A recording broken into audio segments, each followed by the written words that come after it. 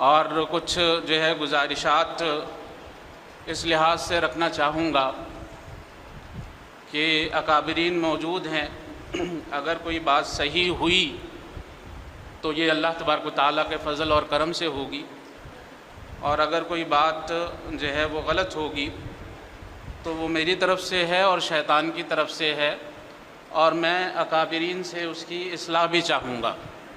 اللہ تبارک و تعالیٰ ہمارے سروں پر ان اکابرین کا سایہ جو ہے وہ قائم رکھے، اور اللہ تبارک و تعالیٰ ہمیں ان سے کما حقہ استفادہ کرنے کی توفیق عطا فرمائے۔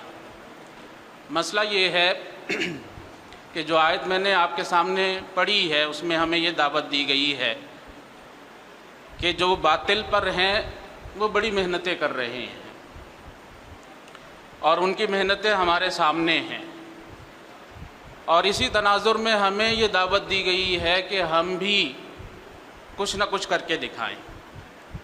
ہمیں جو ہے ہماری محنتوں کو ان سے کہیں زیادہ ہونا چاہیے، اور یہ اللہ تبارک و تعالیٰ کی محبت کے حصول کا بھی ایک ذریعہ ہے۔ جس قدر آپ زیادہ محنت کریں گے، جس قدر آپ زیادہ تگ و دو کریں گے، جس قدر آپ زیادہ جان لگائیں گے، اسی قدر اللہ تبارک و تعالیٰ کے قریب ہو جائیں گے۔ وہ حدیث سب کے علم میں ہے کہ المؤمن القوی احب الی اللہ تبارک و تعالی من المؤمن الضعیف وفی کل خیر۔ تو جس قدر جو ہے وہ محنت کی جائے گی اس قدر جو ہے وہ اللہ تبارک و تعالیٰ کے ہاں ہمارا کوئی نہ کوئی کچھ نہ کچھ مقام بن جائے گا۔ تو یہ ضرورت ہے، یہ تقاضا ہے۔ فیض الابرار صاحب نے جو ہے وہ آیت آپ کے سامنے پڑھی ہے، وَاعْتَصِمُوا بِحَبْلِ اللَّهِ جَمِيعًا وَلَا تَفَرَّقُوا، کہ اللہ تبارک و تعالیٰ کی رسی کو مضبوطی سے تھام لیا جائے۔ ہمارے ہاں کہا جاتا ہے الاعتصام بالکتاب والسنہ، اور ہمارا تو دعویٰ بھی یہی ہے کہ ہم کتاب و سنت والے ہیں، ہم اہل حدیث ہیں۔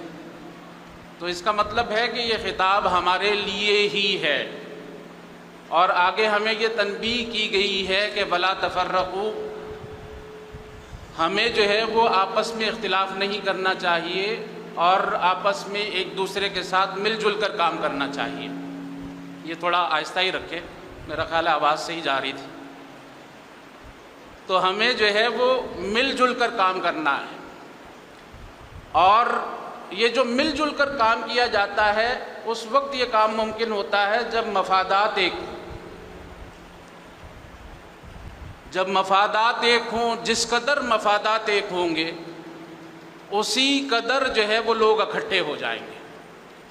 جس قدر مفادات کا اختلاف ہوتا ہے اسی قدر جو ہے وہ تفرقہ ہو جاتا ہے۔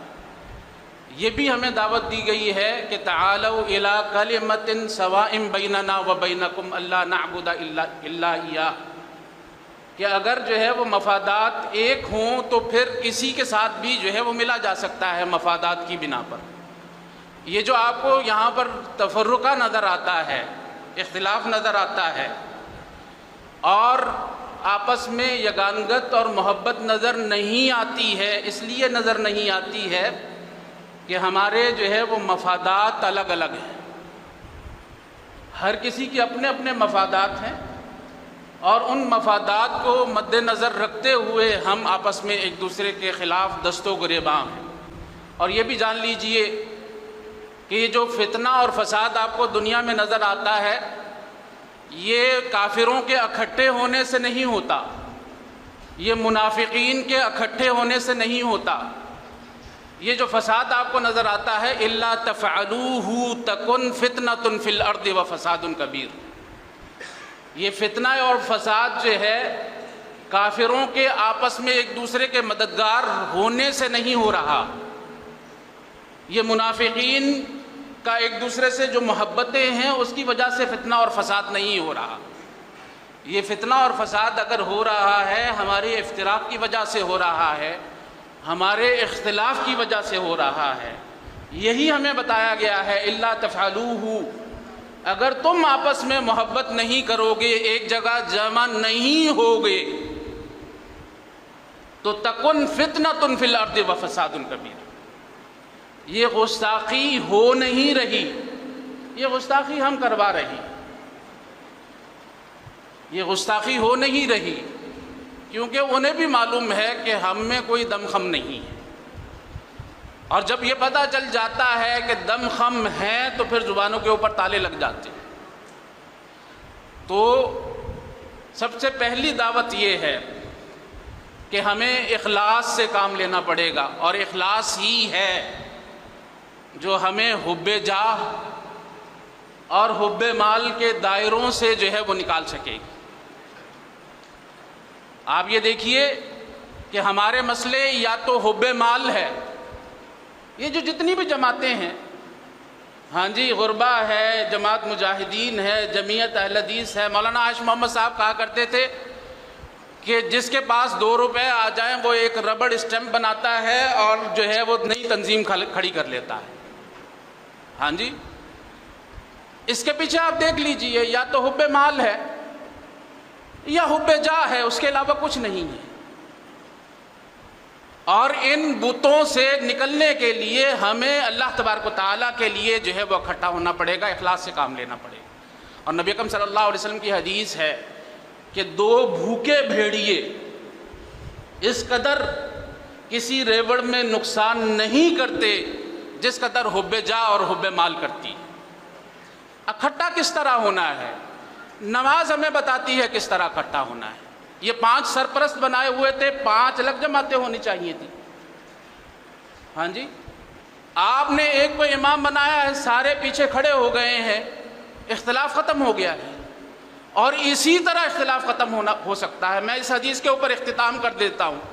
یہ جو نماز ہے ہمیں، یہ ہر معاملے کے اندر ہماری جو ہے وہ رہنمائی فرماتی ہے، ہر معاملے کے اندر رہنمائی نہ فرماتی ہے۔ حضرت ابو مسعود رضی اللہ تعالی عنہ روایت کرتے ہیں، نبی اکرم صلی اللہ علیہ وسلم ہمیں کندھوں سے پکڑ پکڑ کر ملا کر کھڑا کیا کرتے تھے۔ ہاں جی، ملا کر کھڑا کیا کرتے تھے، اور کہا کرتے تھے کہ تمہارے کندھے بھی برابر ہونے چاہیے، تمہارے پیر بھی برابر ہونے چاہیے۔ اس طرح جو ہے وہ اکٹھا کیا جا سکتا ہے۔ لا تختلفوا، اگر ظاہراً اختلاف ہوگا تو وہ اختلاف یہاں بھی پہنچے گا۔ لا تختلفوا، جب ظاہراً اختلاف ہوگا، جامعہ ستاریہ کے مفادات الگ ہوں گے، جامعہ ابی بکر کے مفادات الگ ہوں گے، جب ظاہر میں اختلاف ہوگا تو پھر یہ اختلاف یہاں بھی پہنچے گا۔ فَتَخْتَلِفَ قُلُوبُكُمْ۔ اور پھر نبی اکرم صلی اللہ علیہ وسلم فرماتے ہیں وَلِيَلِيَنِّي، ذمہ داری کس کی ہے؟ میرے قریب وہ ہوں اولو الاحلام منکم والنہا، ذمہ داری ان کی ہے۔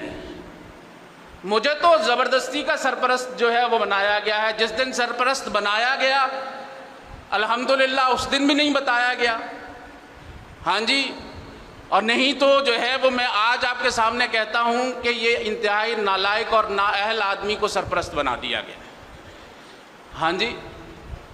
اور پھر سنجیدگی ہماری ایسی ہے کہ اس پروگرام کے بارے میں مجھے کل جو ہے وہ بتایا گیا ہے۔